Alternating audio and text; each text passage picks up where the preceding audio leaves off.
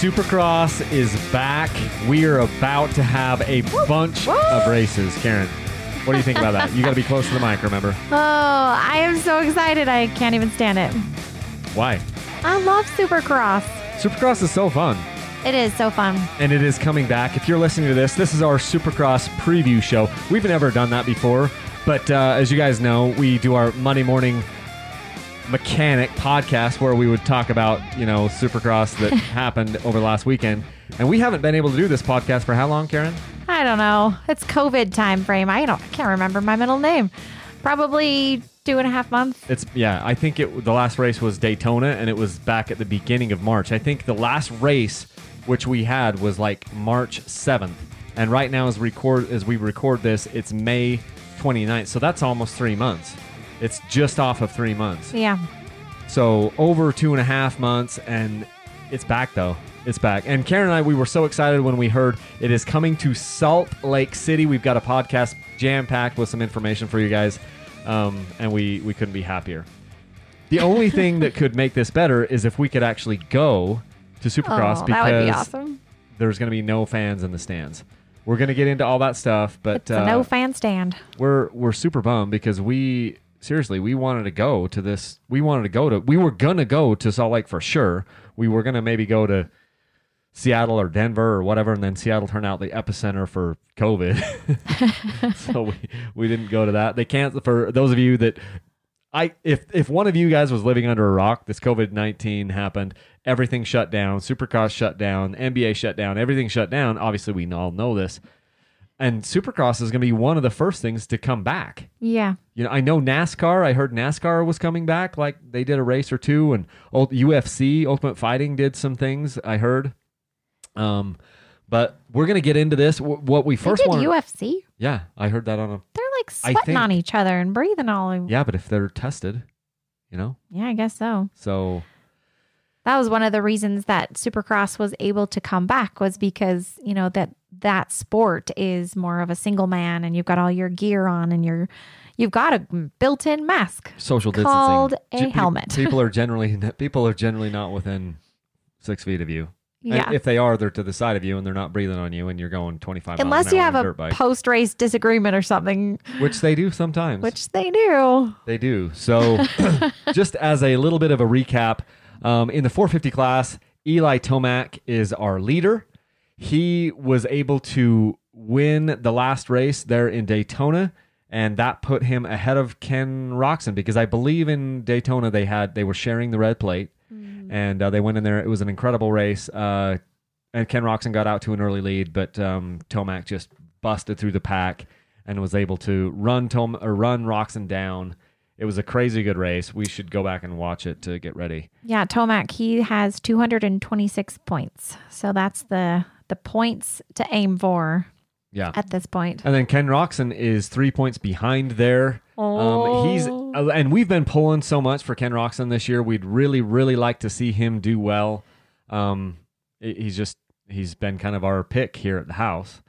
And then we've got Cooper Webb in third place, who's 29 points behind. He had that one race where he didn't basically get anything. I think it was in Dallas that he had the nasty crash, and he dropped back a bunch of points because he couldn't get any that night, or hardly any. And then the next week he did race, but it was not the best, and he was just trying to kind of salvage things. So he's a little far back. This is a 2-person race. It's a 2-horse race between Tomac and Roczen, but Webb could be a spoiler. And then you've got, I think, Justin Barcia just a couple of points behind him. Which is also in the one standings. of our guys. We love him. So he could be, Justin Barcia could be a spoiler for sure. In fact, there could be a bunch of spoilers, because now, the injuries, with the injuries that different guys had, they've had over 2.5 months to heal. So this is unprecedented. This has never happened before, where they've had to pause the season. So we already had a tight race at the top, and then we had to pause the season to allow people like Cooper Webb to probably get fully healthy, Adam Cianciarulo to get fully healthy because he broke his collarbone. Yeah. Justin Brayton broke his hand. And those are just the ones off the top of my head that I was able to remember and we were able to look up. Cooper, with that back fall where he got thrown like a rag doll, I'm sure that needed some more time to heal too. And so, I mean, anything could really happen because you think about it, if these races are just a few days apart, there's 7 of them. Yeah, there's 7 within like 3 weeks. 3 weeks, yeah. So on Sundays and Wednesdays. And so let's say on race day number 1, maybe Tomac crashes, right? And so he doesn't finish. Now he's lost all of those points where Webb... Or more likely has a mechanical issue. or has a mechanical issue and then stands there. Like if his pants can't buckle or something like that. You know? But I mean, anything could happen, right? It's we love Supercross.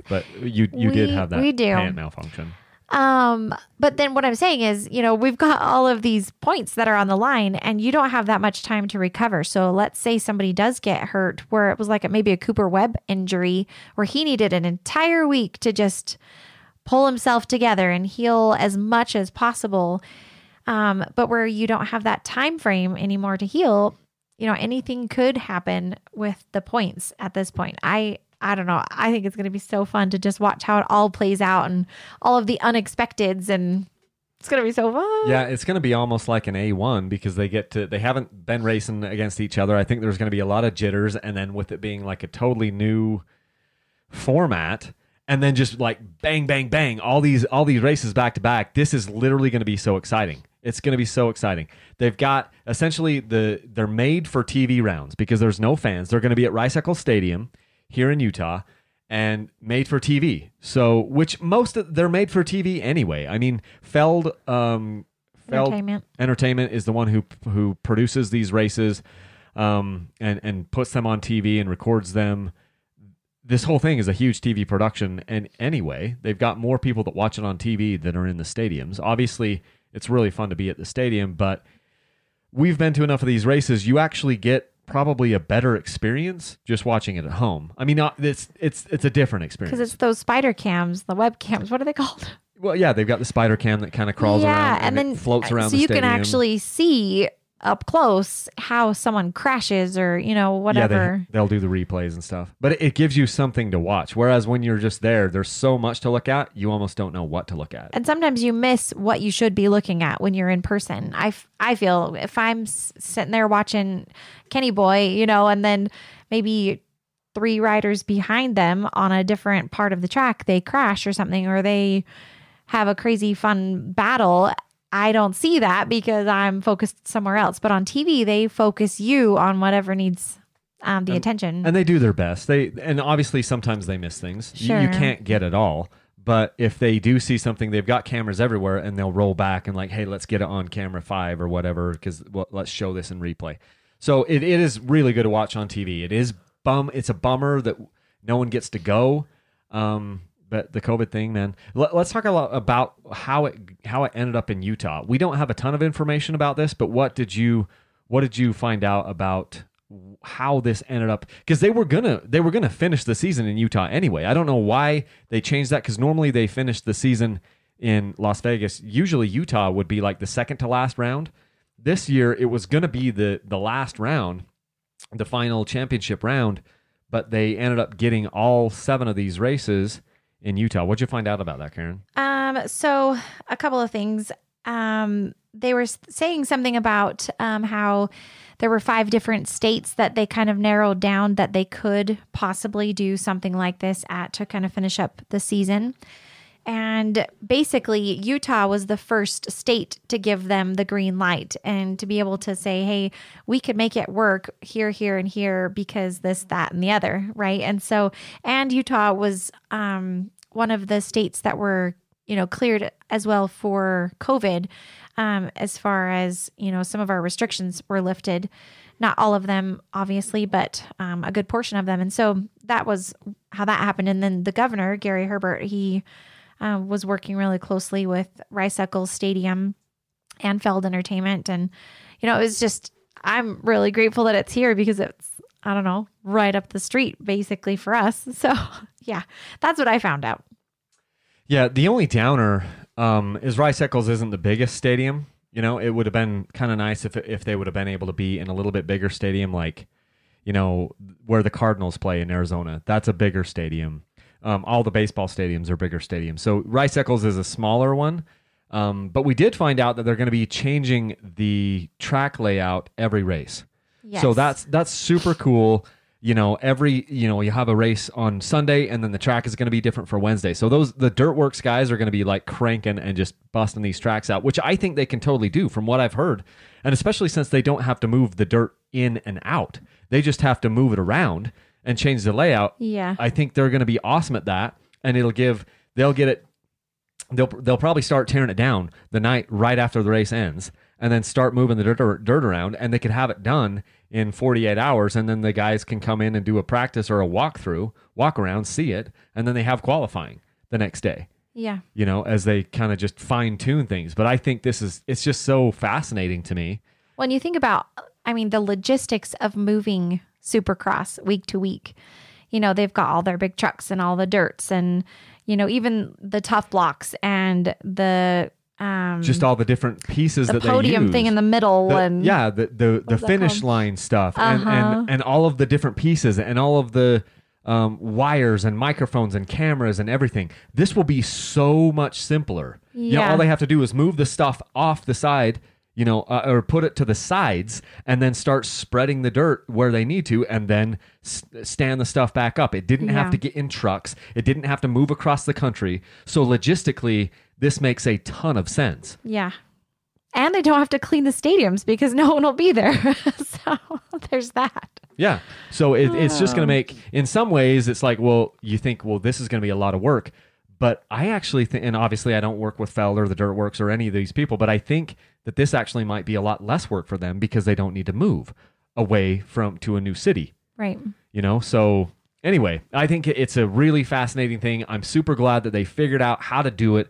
And I hope that some of these other big sports look at this. I know they already are looking at this, like, how can we get going again? I know like the NBA has been in talks with Disney to see if they could basically get the entire this huge sports complex facility in Florida to basically just finish out the NBA season there with no fans. Mm-hmm. They're trying to think about all these things where it's get the entire NBA down there. They've got all these hotel rooms. They could just put all the teams up and keep everybody social distance and kind of like almost quarantined, and then finish out the NBA season. I think it's good for other sports leagues to see, hey, you just got to think outside the box. This is thinking outside the box. Yeah. To try to figure out how to get creative. this thing, which is awesome because then it won't be an asterisk on, if they just said, well, Eli Tomac, you're the winner, it would always have an asterisk.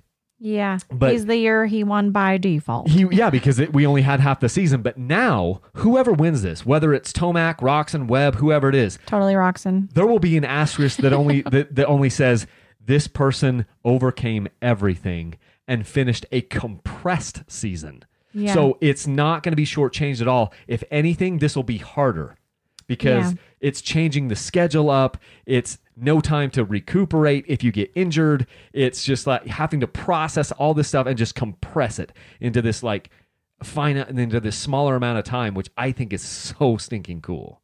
Yeah. I think the problem or the struggle that Tomac is going to have is just the pressure of holding on to that red plate. And because, before when he was battling, let's say Dungey, the pressure would get to him and then he would make a mistake and then he would lose it, and so I think just having him be able to hold on to his red plate and withstand all of the crazy pressure that he's going to have. And I think he's having his wife's or girlfriend or somebody's having a baby. And did they already have it? Didn't they have it in between in this? No. We didn't look that up. I didn't look that up, but I think she's going to have her baby this summer. Kyle's looking it up right now. Look at this. So, he's got a lot of other outside things that's taken up his. Yeah, he had it. April 29th. Oh, Eli Tomac did? Eli Tomac and his girlfriend, Jessica Steiner, had a 7-pound, 5-ounce baby girl in April. I'm getting my people mixed up. So, yeah. Tomac became a daddy in the offseason. How good was that for him? Oh, man. He got time to hang out with the baby. Tomac might be a new man now that he's a dad. I know. Now, that means Tomac's going to have dad strength. Oh my gosh. And he's going to tell dad jokes, isn't he? It takes a while to be able to get dad jokes. Oh, that's funny. Yeah. It takes a few years to get a dad joke going. Anyways, but yeah, that's going to be an added pressure because now he's not going to have sleep. So, unless she's home in Colorado or something. Okay. So what's our next thing here? I'm just looking it up because Tomac's got his dog here. He was registered. Well, we don't need to tell where he was registered, but he has dogs and now he's got a baby. So that's really cool. So they've had all this time to heal, and so it's gonna be just a really, really interesting thing. And I love it. I just love it. The other thing was, so talk about testing. So all these riders have started to come into Utah and they've had to be tested, right? Yeah. How many people? So 705 will be the total. So it says here, all riders, teams, and race officials, 705 total, will have to fill out screening questionnaire before arriving and be tested for COVID-19 at the track. There will also be daily temperature checks for everyone who arrives at the stadium. Social distancing rules and personnel will be broken down into small functional groups. And I think it's kind of funny. It says face coverings will also be worn at all times. And so, because they can't wear masks, they have their helmets. And so they called it a face covering rather than face masks, what you hear in every other kind of setting going on in the world. But I'm not sure who Prater is. Do you know who that is? He's one of the guys over Supercross, and he said we all wanted to get back to work, but we wanted to do it the right way and stay safe. So that is the official statement here about what they're going to have to do. So, and on Instagram, we saw Ken Roxon and Brayton getting tested for COVID with their nose swabs. I'm like, that would be so uncomfortable. And they did it on a video. Making fun of each other. I know. Seriously, that is so funny. I would not want myself to be videoed with anything going up my nose at all. They got a picture of a Dirtworks guy in a skid steer with a bandana with his bandana for his mask on. I guarantee you this picture was just taken. It was taken just to show that they were putting him on, and then he pulled it back off. He's in a bloody skid steer. Yeah. You don't need a mask inside of a piece of equipment. No one else is by you, or you'll kill them. Oh, that's funny. Oh my gosh. But yeah. So then here's the other thing I wanted to just mention. Well, we got a few other things I wanted to mention, but this first race here is a 250 East race. Okay. So somewhere here I had written down who are our point standings for the 250 East guys, because we haven't talked about that for a little bit. Who do we have? Chase Sexton. He's up there. So I don't know where I had it one of these tabs open where we were talking about the different guys. Because we went through your top guys in the 450s, but somehow I've seen, here it is. So Chase Sexton is leading by 10 points in the 250 East, and then Shane McElrath behind him is 10 points back, and then RJ Hampshire looks like about 18 points back. So that's your top three. Chase Sexton, obviously the guy that's looking the strongest on the Geico Honda, and then Shane McElrath and RJ Hampshire.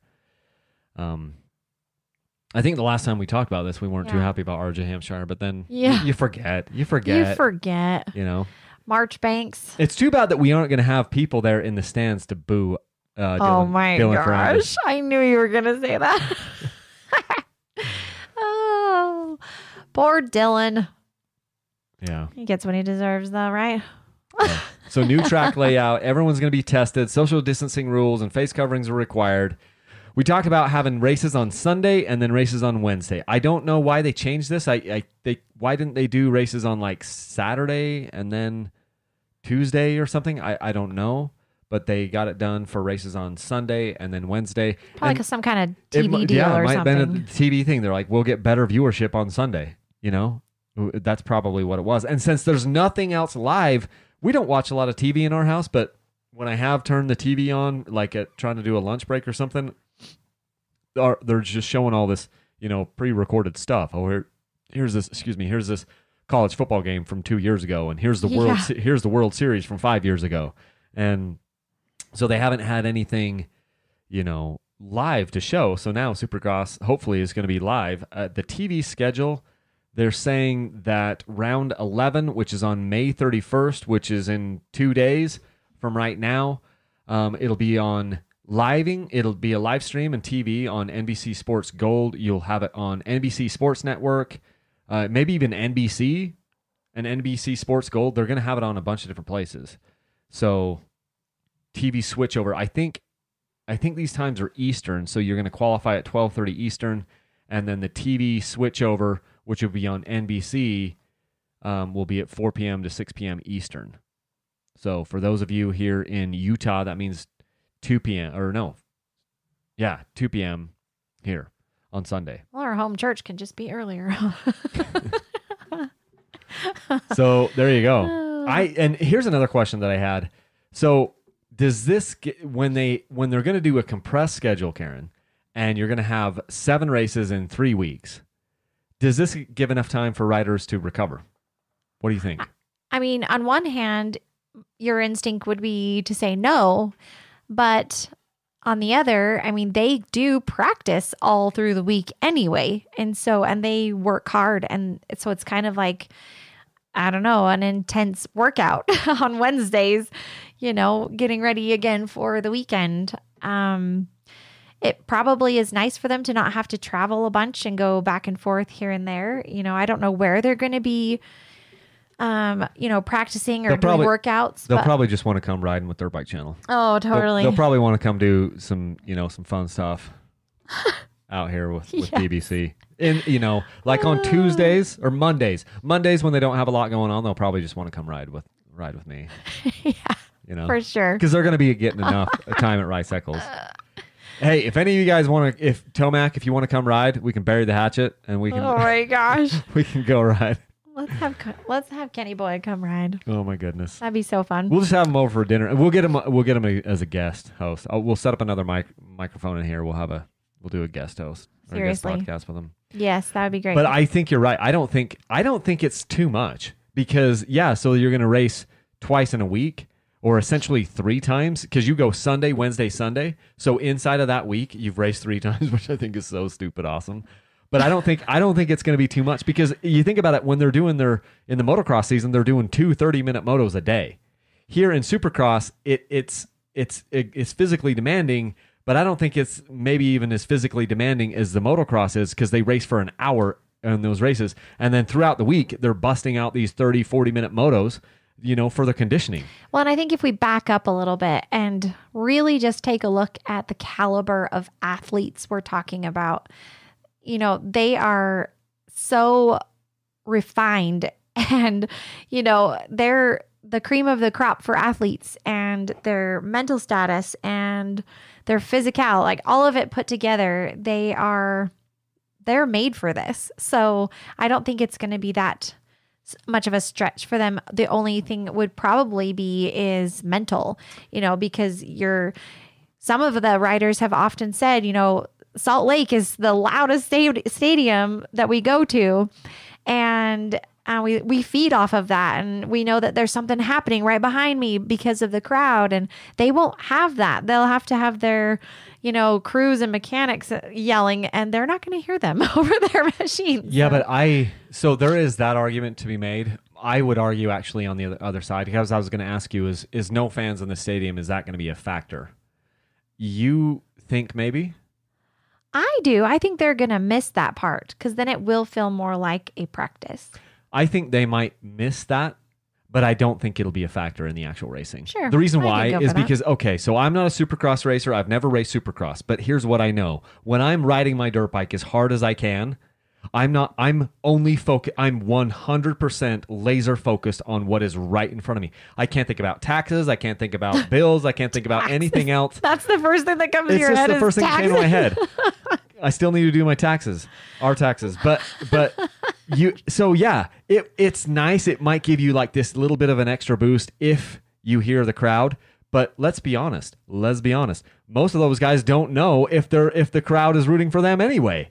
Maybe it was something else that happened. Okay, so you think you get a boost because you passed from 5th to 6th, or 6th to 5th? No, they weren't cheering for you. And even if you're having this battle up at the lead, you don't really know if you assume they're cheering for you. I think they're going to miss it. And I think I agree. They might they miss will it. comment on it. Yeah. We miss the crowds.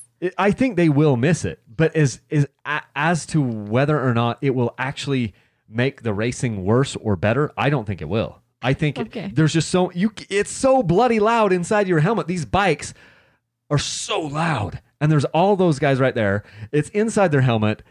Yes. You guys were leaving from the driveway the other day, and it was Kyle and the boys. They were leaving, and me and Kenzie and Kaylee were upstairs in the bedroom, and we thought, oh, we'll say bye to him. And we open up the window, and we're like, hey, we're yelling at them, and they can't hear. And our bikes weren't even loud. And we're literally like 5 feet away from them, but then up a story, and so it was just kind of funny. And our bikes aren't nearly as loud as what they're doing. Bye, have fun. We don't have 20 bikes like full wide open.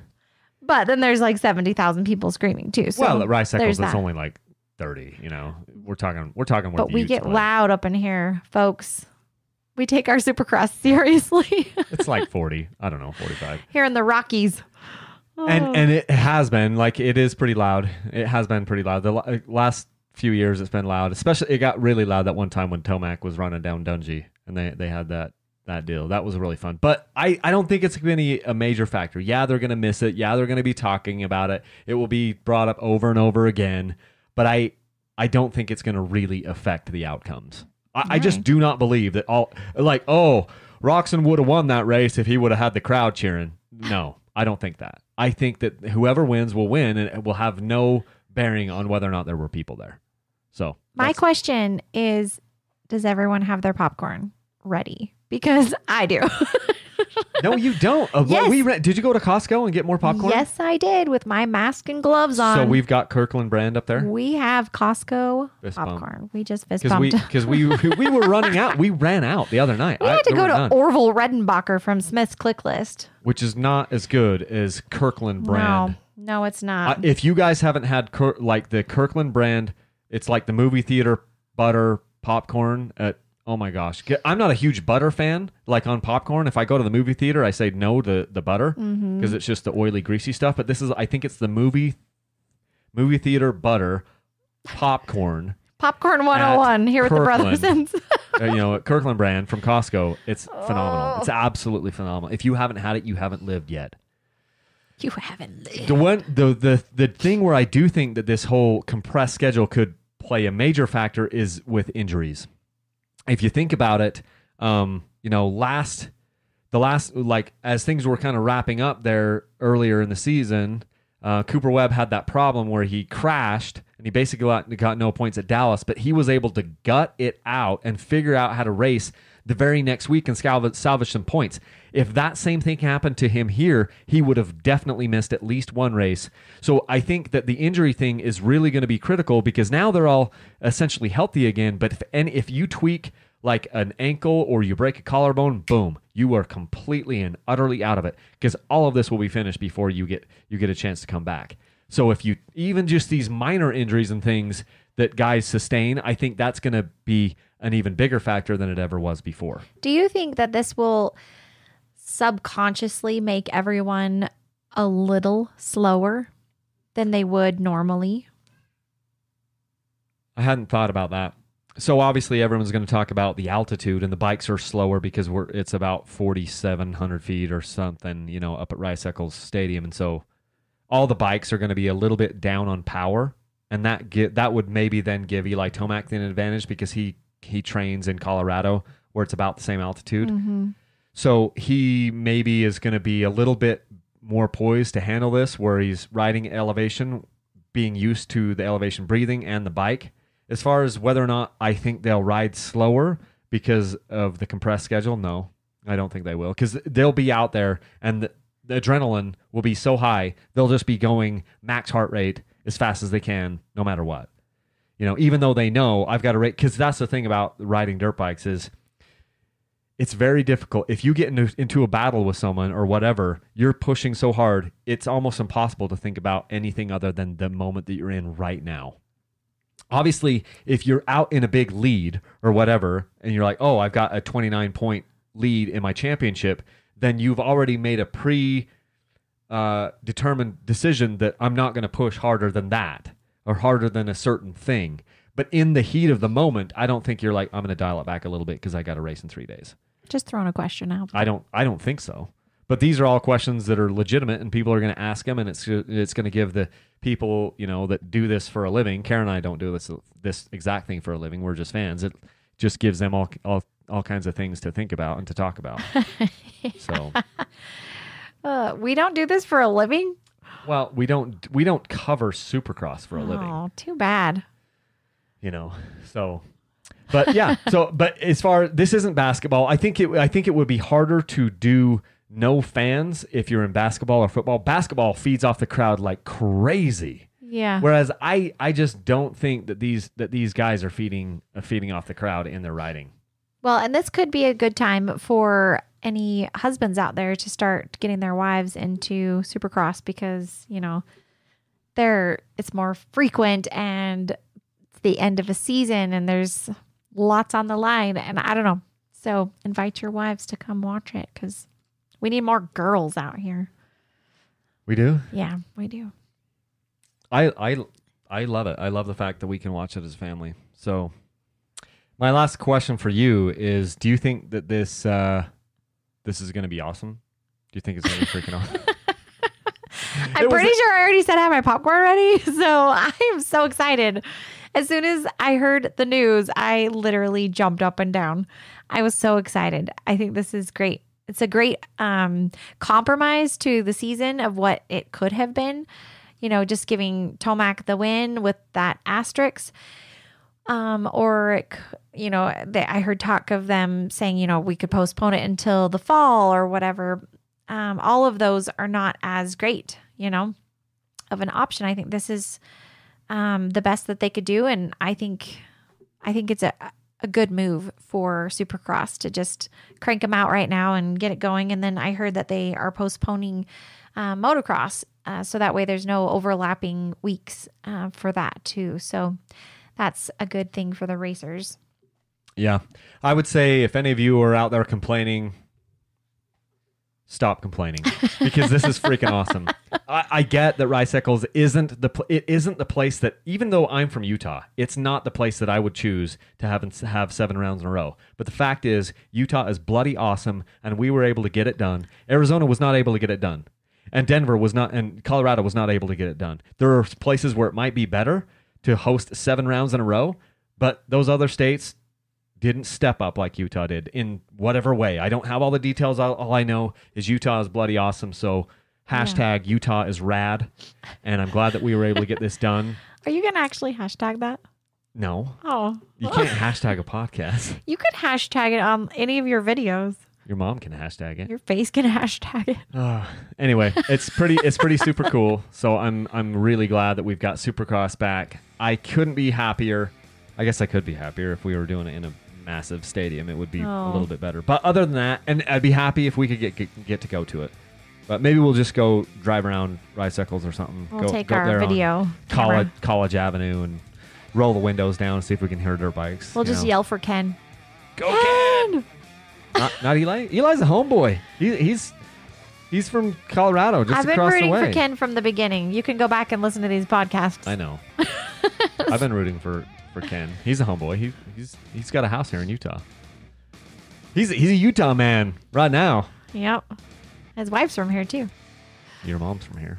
Okay. Well, let's end this so that way people can get back to their normal lives. Okay, here's what I want you guys to do. If you like these podcasts, I want you to go rate and review. If you like to hear Karen on these podcasts, you should rate and review. Look us up on iTunes, look us on Google Play, Stitcher, wherever you get these things, and rate and review. If you want to support Dirt Bike Channel, you can do so by using the Dirt Bike Channel links for Rocky Mountain ATV, Motosport, and Amazon. You can find these links over at dirtbikechannel.com. If you go up in the upper right-hand corner, there's a button there that says links, and then I give you a whole bunch of different things to click on of cool stuff that you can go buy from Rocky Mountain ATV, Motosport, and Amazon, and that really helps to support Karen and me and the 4 kids and make this whole thing possible.